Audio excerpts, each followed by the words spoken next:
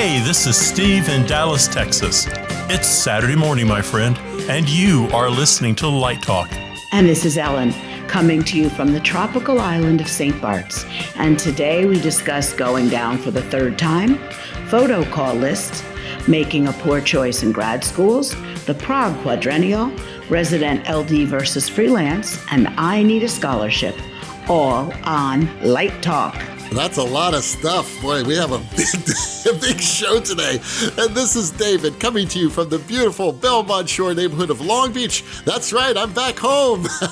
Yay! Yay! And if you don't already know, you are listening to Light Talk, and we are the Lumen Brothers and Ellen, our beautiful Lumen sister.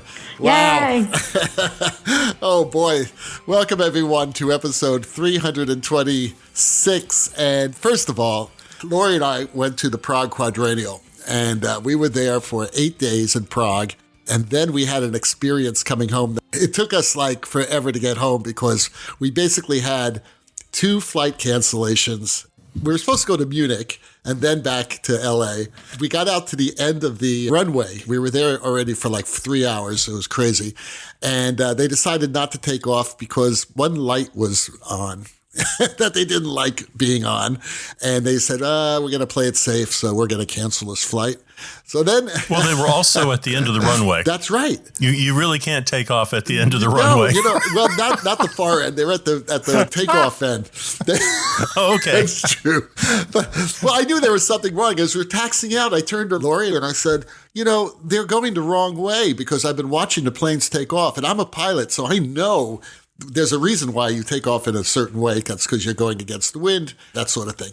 But they were going the wrong way. And I said, why are they going the wrong way when they're... Anyway, they decided not to fly that way. So they rerouted us, which is great. I mean, Lufthansa was fantastic. They automatically rerouted us to a flight in Paris. So I knew that our connection was real tight because our flight leaving Prague was really late again. And I knew I had like 20 minutes to get to the next flight. There was no way we're going to make it. No way. So I figured, well, it's Paris. They'll find us another flight. So we arrive in Paris and we're trying to find this other gate. And all of a sudden we see that flight's canceled too. I said, wait, what happened? Well, apparently, one of the airport workers who was driving the bags, to the airplane, you've seen those little carts with all the bags and things like that, ran into the airplane and created a hole in the airplane.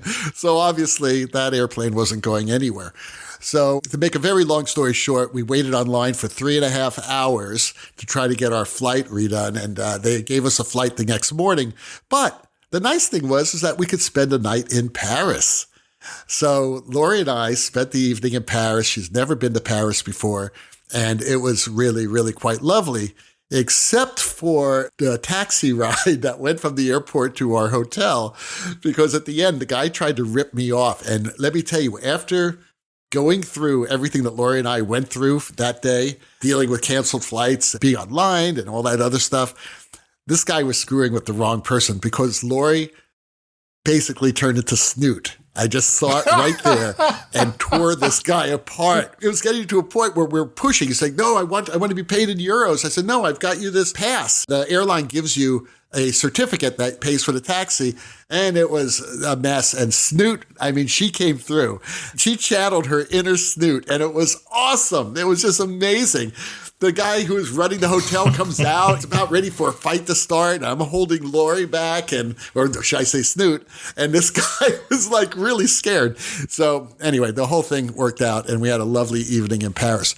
But I was going to just tell you all about the Prague Quadrennial real quick, because I have been trying to go to the Prague Quadrennial for like 40 years, and I've never been able to do it because I do summer theater every summer, and it always conflicts. Well, this year, I'm no longer doing Central City, and I said, great, let's do Prague. And it was pretty interesting. I've been to a lot of cities in Europe. I think Prague may be the most beautiful. Have you guys been to Prague? Either one of you? No. Yeah, I've been there with Limon a couple times. It's beautiful, and they have real Budweiser beer, as opposed to what we drink in America. It's Budweiser, but a lot of beer gardens and and bars are not selling that. They're selling this other Pilsner, which is really fabulous. And I don't drink beer, but I drank beer there because beer is basically cheaper than water. It was amazing. I had some amazing beer, lovely beer. But yeah, it was a really great time to explore Prague. Now, regarding the Quadrennial, I loved seeing the work. There was a lot of international work. A lot of students from all over the country doing some very interesting things. We saw some cool video stuff, a lot of projection stuff. One night we met up with Thaddeus Strassburger. And for those who do not know, Thad is like an amazing director and designer. He's now directing these huge stuff for the Saudis. It's unbelievable. He's a great opera director and theater director. But anyway, we had drinks with him at the Hemingway Bar, which was conveniently located right across from our hotel. We were in this beautiful hotel in a beautiful room right on the river. It was just stunning. And Thad went that day and he made a comment that I totally agree with. It seems like there's a movement now where students are no longer considering traditional theater spaces. It's all about alternative theater spaces. So there was a lot of that being set up there at the Quadrennial, which was very, very interesting. Still using technology, but not doing it in proscenium theaters. I don't know if that jump is healthy or not. I think the exploration is very, very interesting. But yeah, it was pretty cool. Met a lot of students there, a lot of students from all over the world, a couple of students from Toronto who I'd like to have on the show. It's just very interesting. Big thing about eco-scenery. It's all about celebrating cultures and celebrating alternative performance spaces using sustainable materials. There was this one performance that we saw that our friend Kip Marsh was involved with that was just fabulous. And by the way, we went out that night with Kip and his son, who is also a lighting design student, and I believe it's SUNY Purchase. And we had this lovely dinner watching the sunset at the beer garden on the river. What a beautiful night that was. But I digress. In that performance, everything was made out of sustainable materials, which is not new, but it was the way the actors were, I don't know, relating to them, interacting with them, props, puppets, things like that. Just pretty extraordinary. So a lot of that was going on. But I must say that they changed the venue this year. It used to be in like one main venue, and now it's in like 3 venues. And that was a little bit rough to get around from one to another because they were not close by. They were really a schlep going from one to another. But the work was fabulous, so we had a great time. And just to put a little buttonhole on this whole story, the airlines lost our luggage. It's been several days since we've seen it. So, yeah, it's good to be back. It's good to have you back. I thought you were never coming back, and there you are. You're stuck at the end of the runway. It's a shame they didn't let you stay in Paris for a week. I know. But we had to get back. There's a lot going on. I have shows at the end of this week I have to do. But let me tell you, it was so beautiful. That's why we figured you weren't coming back. We figured you'd move to Paris. You never know. That could be a possibility. But hey, let's get started. Steve has the first question of the day. Yes, and it comes from Paul. Paul writes, I am an LD for a weekly summer stock doing 4 musicals. We open, run, and close each one in 3 weeks, then open the next and repeat over a 15-week period. I may be in over my head. Any suggestions? You haven't done this kind of weekly summer stock stuff, Ellen? Oh, absolutely. I spent 4 years at Williamstown. Are you kidding? Well, there you go. Yeah, you know what it's like. It's not for sissies. It's no. Then you have to be young. It's that you simple. have to be young. And I actually did 2 years in New Hampshire at the Weather Vane Theater first. Williamstown, got in a lot of trouble because they really had a sort of abusive internship program where the kids were working 24 hours a day to get these shows up and running. And it became a really sort of star system up there. And it was not a tenable working situation. And I think some kids walked out and the show was postponed or canceled. And I think these summer theaters have very, very aggressive schedules to get this done. And yes, Paul may be in over his head. Well, it depends how young he is. I did this, and I learned a lot from it. when I was like 20 and 22, Right, but you know. it sounds like he's the LD and maybe he hasn't done this before. So I think his suggestions are, who's your master electrician? How big is the running crew? Who are they? What's their schedule? Santa Fe has a lighting internship program that's very well respected. Is he doing all 4 of these musicals himself? And get a serious production schedule that he can live with. Well, and also, I mean, what are the ground rules? I have never done a weekly rep, but by the nature of this, I mean, I would think that he would be tasked with putting a rep plot in the air.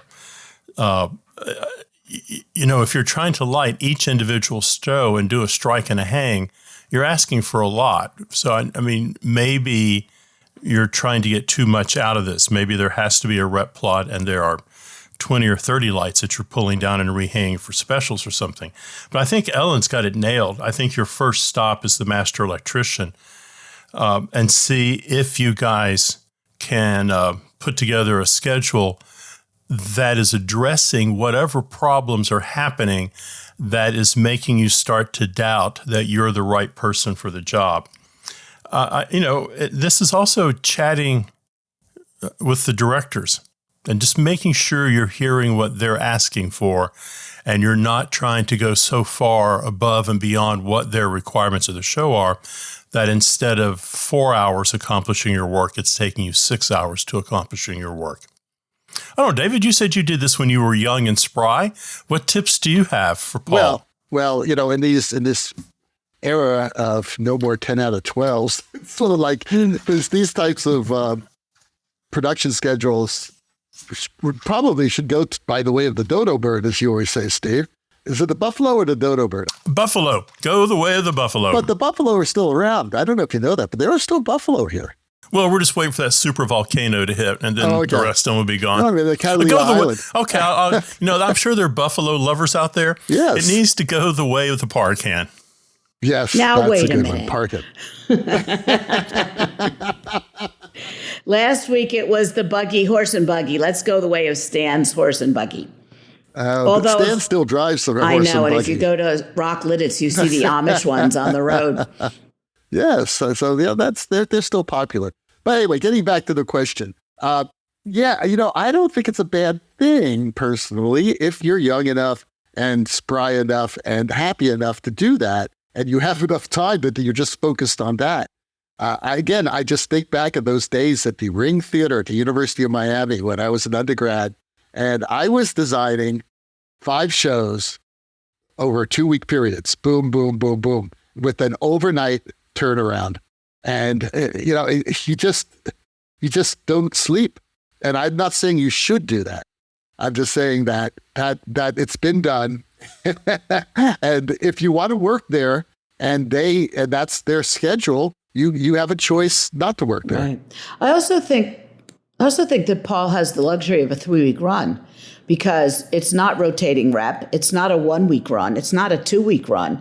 So also in the era of moving lights and LEDs, it's a lot easier to have a rep plot that's very different for each of these 4 musicals than in the old days when a rep plot really was sort of the same thing. You could change the color and add a few specials, but pretty much you were stuck with what you hung in the air.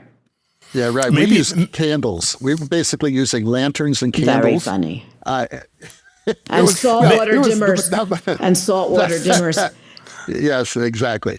Piss pots, as they are called. Right. Piss pots. Okay, there you go. I mean, maybe we're missing the point here. Maybe the real thing is Paul is losing confidence in himself.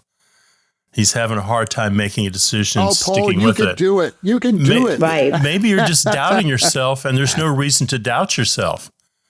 Caffeine, like you said in the beginning. Use natural drugs. It will help you.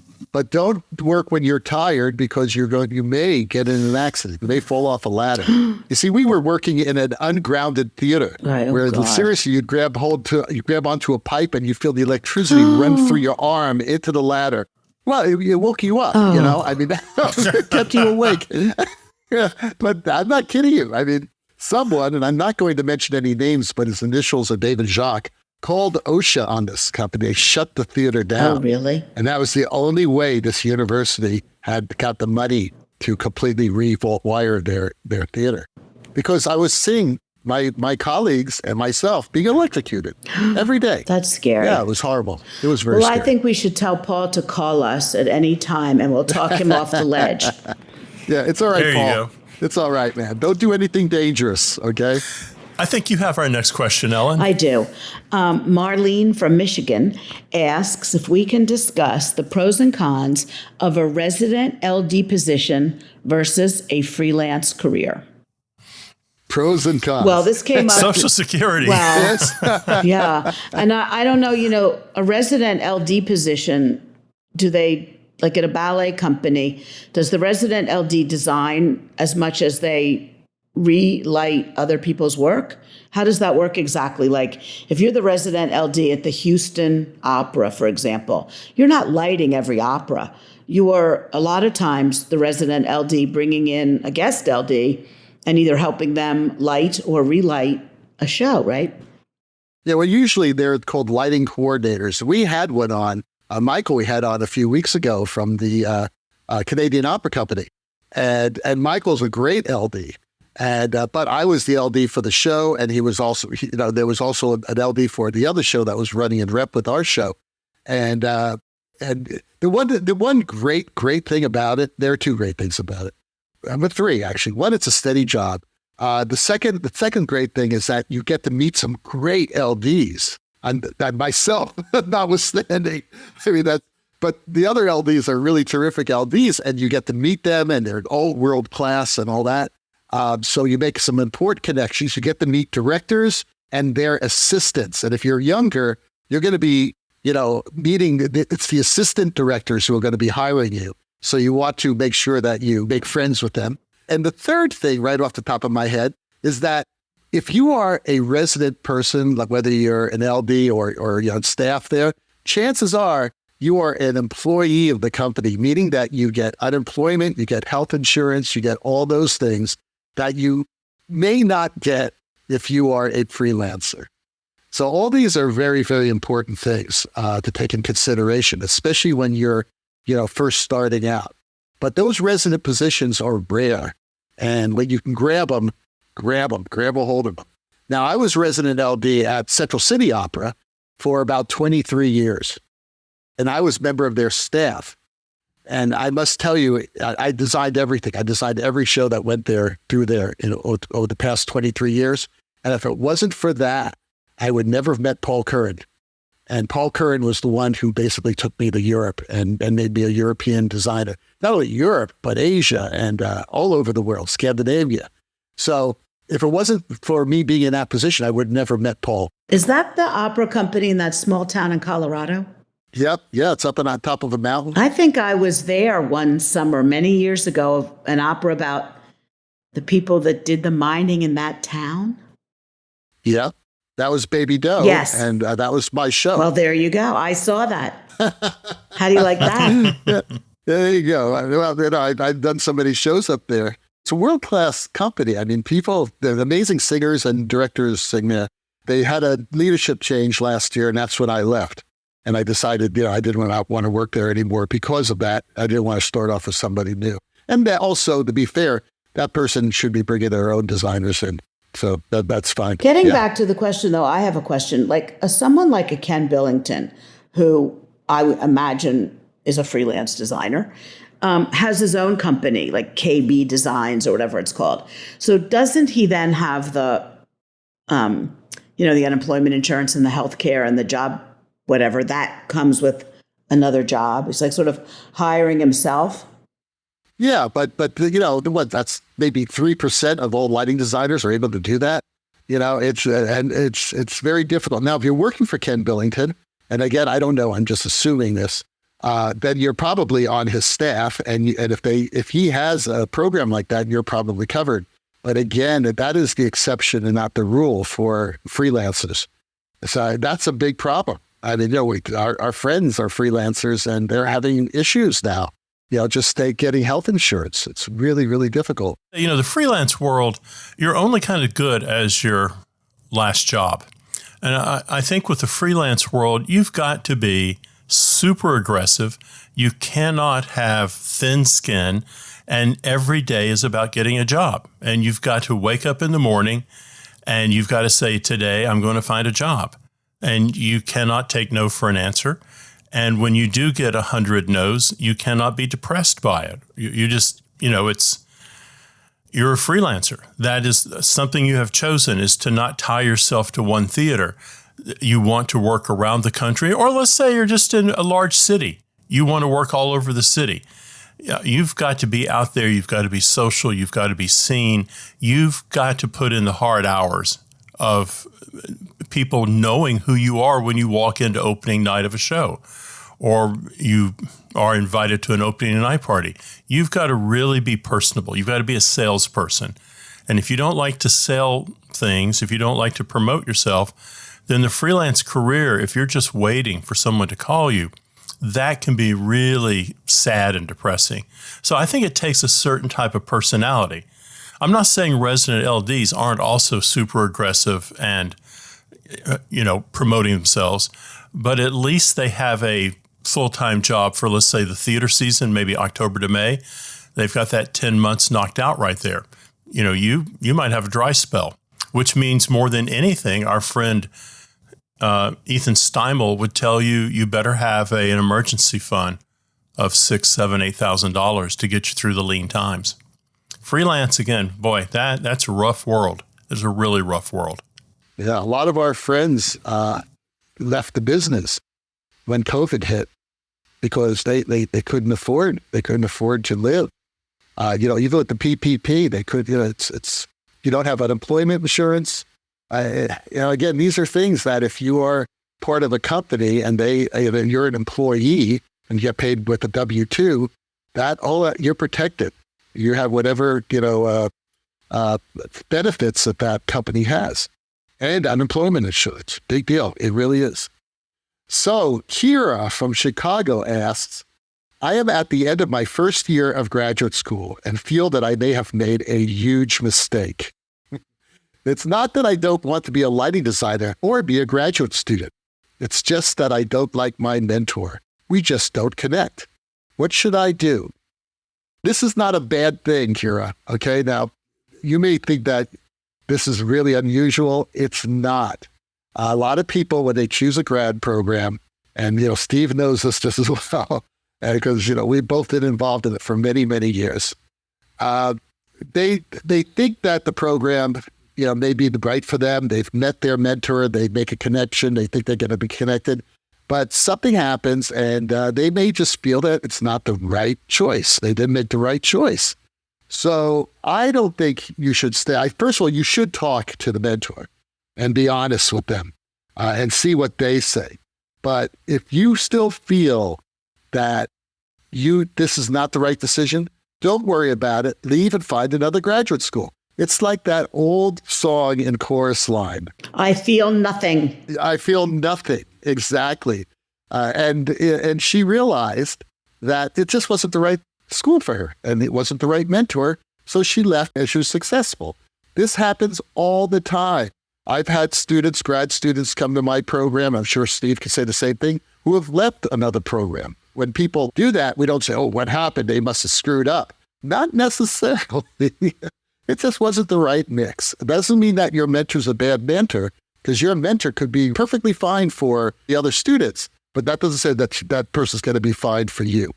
So go ahead, do IRTA again. I don't know. Can you do IRTA again? I think you can. Sure, you can do IRTA forever. Yeah. Let's keep doing IRTA every year. Reconsider everything. Are you in the right region? Is the whole department doing a type of theater you're interested in? This is an opportunity to hit the reset button. Yeah. And you absolutely should do it. It's your career. It's your life. What's the point of being somewhere for 3 years and not enjoying it? There's enough in life that's not pleasant. Grad school or your education should be pleasant, undergraduate or graduate.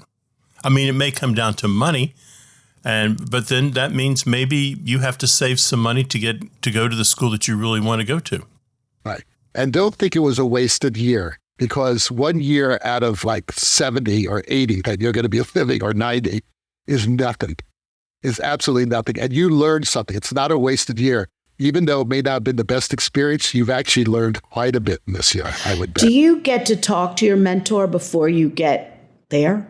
Usually, yeah, at Ernest, you usually meet them, and you should talk to your mentor before you decide to go. Right. But, it works both ways. I mean, you may be enthusiastic about a student and you're missing the signs that this isn't a good student for you, or the student may be talking to you and they're not listening to what you're saying about what your program is. Mm-hmm. So all of a sudden they get there and it's not the program they need, right, or the program they want. Mm-hmm. And, who knows, maybe University of South Carolina, they don't really know about, but that's the perfect program for what they want to do. Mm-hmm. So you can also ask your mentor to help you, help you find another school. It doesn't have to be unpleasant. Right. The breakup. Breakups are hard to do. Right. So I agree. I think she should probably take time off and figure out what she really wants to do and find the right school. Maybe work a couple more years. Exactly. Or travel. Go to Prague. See something beautiful. Yeah. Yeah. Have a beer. Have a beer. Have a beer. So, you are listening to Light Talk with the Lumen Brothers and sister. And Light Talk is sponsored by the TL Electric Company of West Virginia. The good men and women of the TL Electric Company of West Virginia cut their innovation teeth with the Juice Hose, the Juice Hose Junior, and the Never Trip Breaker. And now they introduce the latest in the design assistant arena. Lighting Twister, just like the original Twister. It's played on a large plastic mat spread on the floor. The mat has 6 rows of large colored circles on it with a different color in each row: red, yellow, green, blue, so on. A spinner is attached to a square board and is used to determine where the player has to put their hand or foot. After spinning, the combination is called, for example, right hand, yellow, and the players must move their matching hand or foot to the circle of the correct color. The game promotes itself as the game that ties you up in knots, just like making decisions at tech. Now, when the designer and the director are at odds over a lighting cue, they can take their places on the lighting twister mat, and the stage manager can spin the spinner. Over the course of a few minutes, a new cue is built. The 6 rows of colored circles contain information about color, intensity, fade time, selective focus specials, and areas. Oh, wow, oh, wow, oh, wow. Twister brings back a lot of childhood memories. I remember playing this a lot when I was younger, and it was so much fun. Each game is so different because the spinner dictates the moves that everyone needs to follow. Super simple, yet entertaining, just like the theater. Suitable for design ages 6 to 60. The Lighting Twister, shipping now for Father's Day. I love it. I need one. But now, back to Light Talk. Well, the sound of those lovable, hipster, cool, really dynamite monkeys bouncing around Light Talk Central's beer garden means that it's time for Let's Talk About. And today's Let's Talk About is all about, is it too expensive nowadays to go to college? Hell yes. It's funny, we're talking about Kira at her school. Hopefully she didn't rack up too much debt. We know a lot of students who may pick a school that charges $60,000, $70,000 a year, with very little financial aid. I don't know how anyone's ever pays that back. I just don't know. It just seems to be getting worse and worse.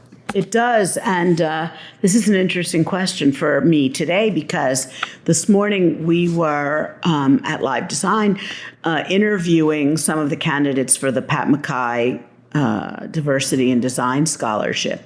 And, it's not a lot of money, but all these kids are talking about how much they need financial aid, and they're applying for every scholarship that they can get. And, it'll really help them get their education. And one of the young women is extremely bright and going to Carnegie Mellon.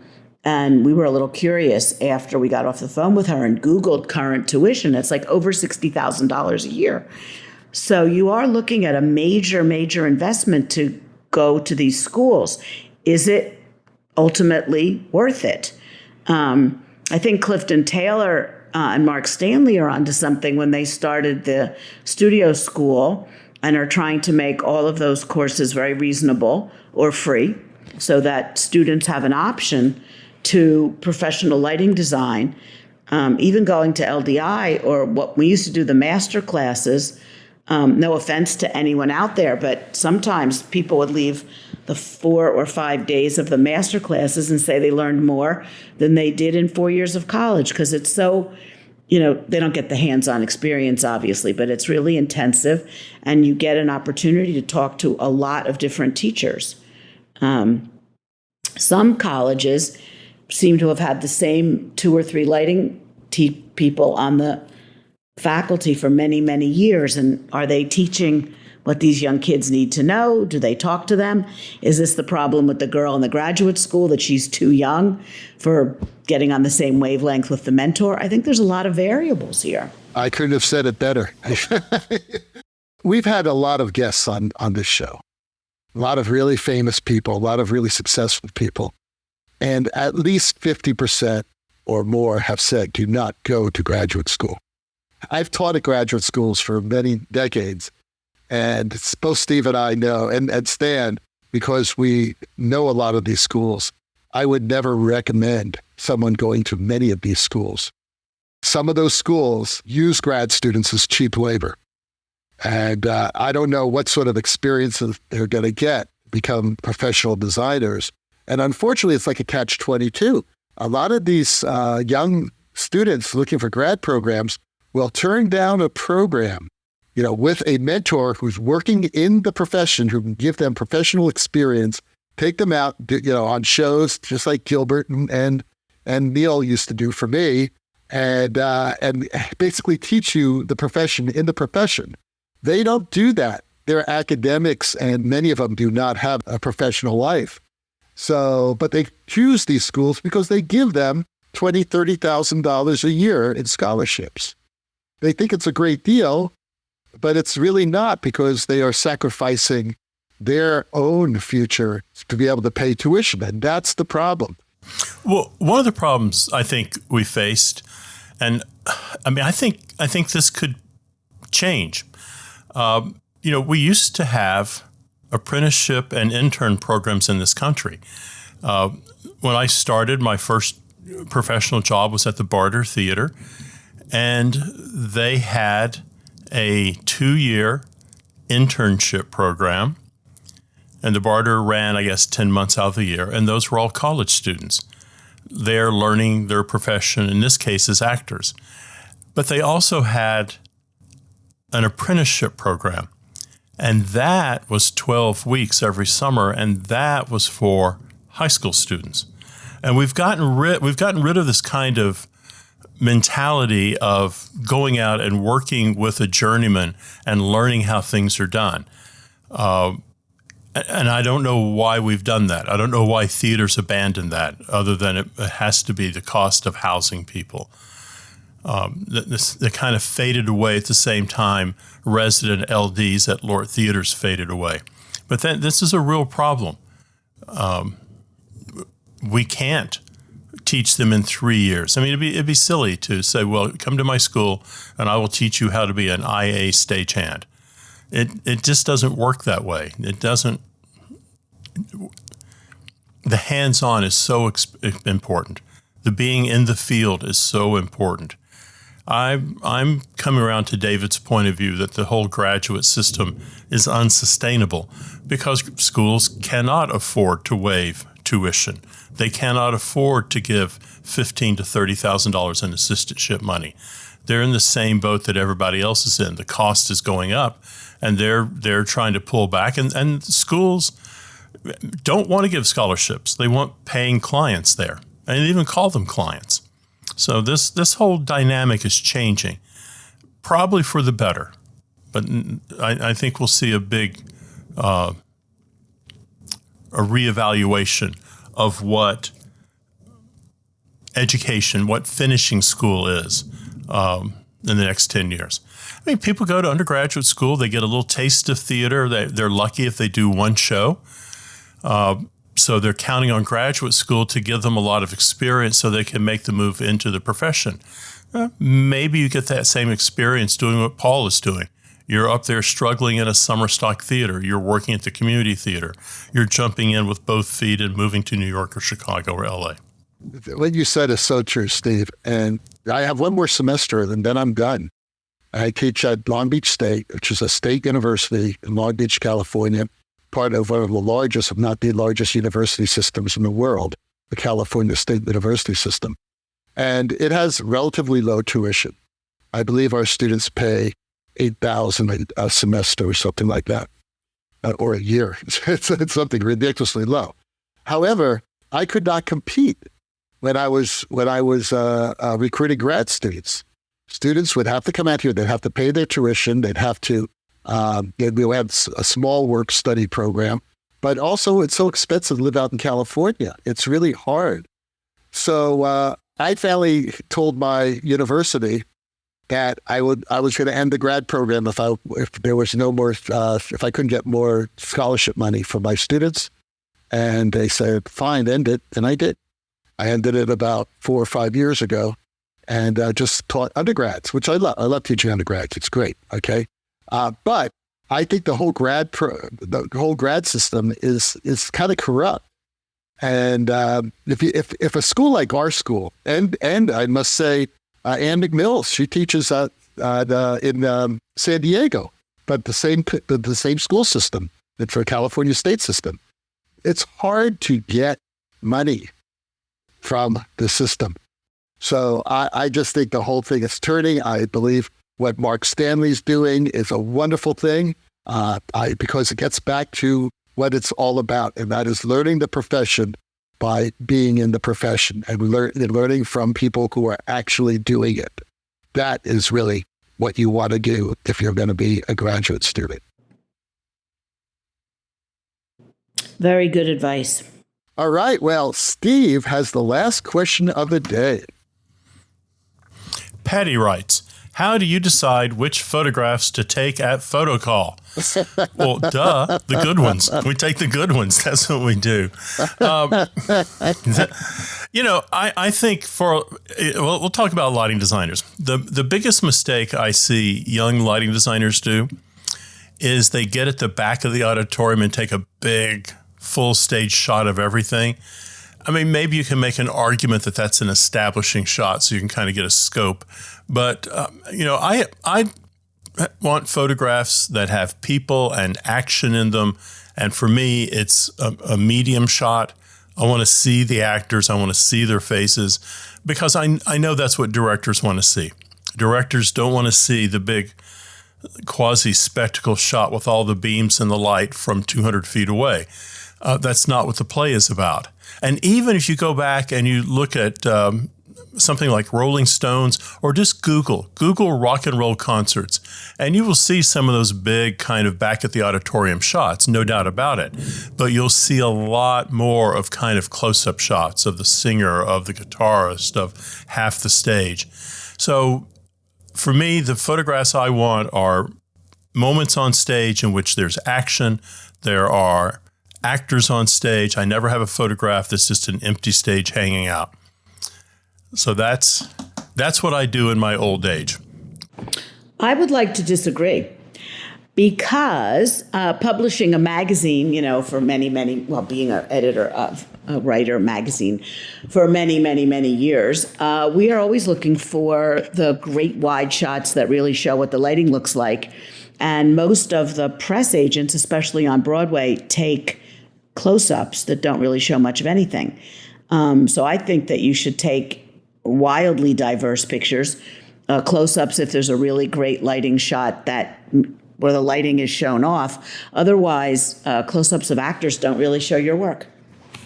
Well, there you go, Patty. You heard it first at That's Light Talk. Right. Any good photograph that tells the story is worth taking. There you go. That's a great That really great shows advice. off your work. You want people to look at if you're a student or a designer and you're going to have a digital portfolio, you want people to go on your website and go, oh my goodness, look at this work. It's just gorgeous. And those photographs have to really speak for you. So I would look at the work of people like, Ralph Lerman and the really good photographers who shoot professionally rock shows and theater, Joan Marcus on Broadway, and take a look at their work and see what pictures speak to you and the ones that really show good lighting or not, and decide what you want in your portfolio. Well said. I try. This is awesome, actually. Okay, hey, that's the end of our show. Any parting shots? Let's go home. Let's have a beer. Well, the rocking sounds of the Luminoids tells us that once again you've spent another morning listening to Light Talk. You can hear our show on just about every podcast site out there. Check out our website at lighttalk.org and be sure to follow us on Facebook and subscribe to our podcast. That way you will not miss a second of Light Talk insanity. No guarantee is offered regarding the accuracy of any statements or opinions made on this podcast. However, if you do decide to litigate, the Snoot Group, when they come back from Paris with the legal team of Sparks, Burnout, and Chase, will defend us until our retirement funds are depleted. And if you are a cab driver, do not screw around with Snoot. That's all I have to say. Light Talk is written and produced by the Lumen Brothers and Sister, coming to you from Long Beach, St. Bart's, and the Republic of Texas. And be sure to join us next week when we talk about more lighting shenanigans and serve you much more of our casserole of nonsense. Light Talk, broadcasting questionable lumen knowledge and humor all around the world. So we'll see you all next Saturday morning. Bye-bye from Light Talk. Toodles.